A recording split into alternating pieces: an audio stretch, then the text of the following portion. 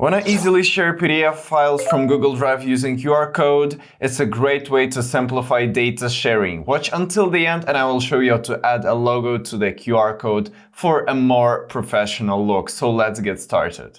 So first go to your Google Drive app on your device and pretty much tap on the Files tab to find the file you want to share. Simply click on the three dot next to the file name pretty much here and tap the copy link feature right there. Afterwards, open a browser on your device and search for the QR code generator and make sure to find the free one. I'm using this one. So when you have entered it, so paste your link to the Google Drive and tap download QR code and enter your email address here.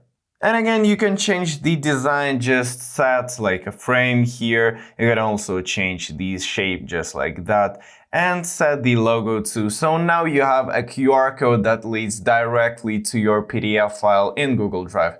Just open it from your gallery and try scanning it. So if this video helped you, give it a like and subscribe to the channel. It motivates me to create even more helpful videos.